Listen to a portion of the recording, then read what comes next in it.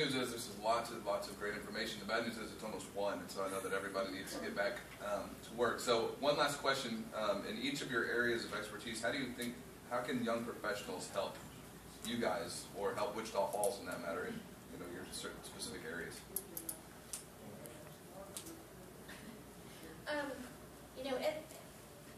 Our economy is very much small business based, and just being supportive of local businesses is huge. I mean, it sounds simple and kind of just generic, but that is a real big thing. And we have a new program through the chamber that is working on Pride in the Falls. Woo!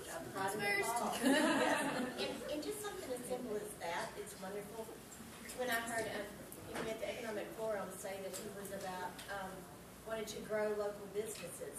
Having grown up Baptist, I wanted to first of all shout amen, and then I wanted to rush the stage and hug him, because supporting what we have here and helping existing businesses grow, I just can't. That is so exciting to me to hear someone being supportive of that, and that's what we can all do.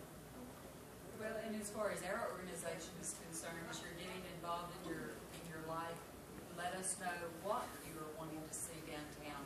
Giving us the feedback, getting involved maybe with on a committee of some of our events or something like that. That way we can pick your brain. You can tell us what you really want to see.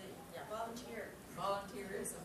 Yeah, because you guys have attitudes that are different from the folks that have been involved in those organizations for 20 or 30 years. And so I would say do that, and the power of and, right? Not step.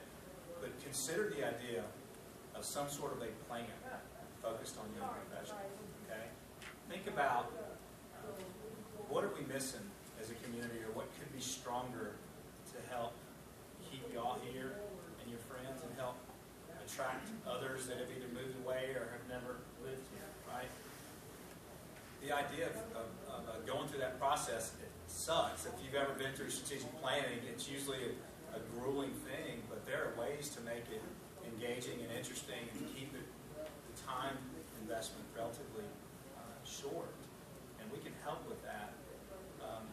I had mentioned that idea I was in a meeting with the newspaper. They put on the 20 Under 40 awards, and I had mentioned that concept, and they were actually interested.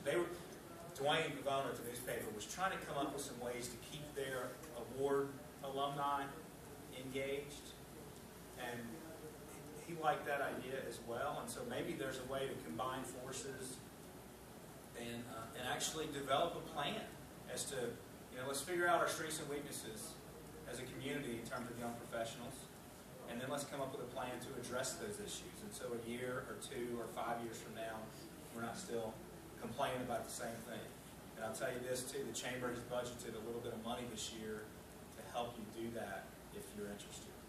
And so just keep that conversation going and talk about it at future meetings. And it's very exciting to see this organization. I know you're just beginning your second year, but just kudos to you. Yeah, you can have a huge impact, okay?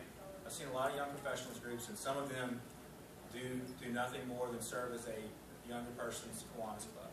Not that that's bad, right? That's fine. But y'all heard the quote, small plans do not inspire. Let's do something bigger than that, right? This town has a ton going for it, and we can turn it into the mecca for young professionals and give people real reasons to want to stay here and move here. And you guys are the group that can help that happen, help make that happen.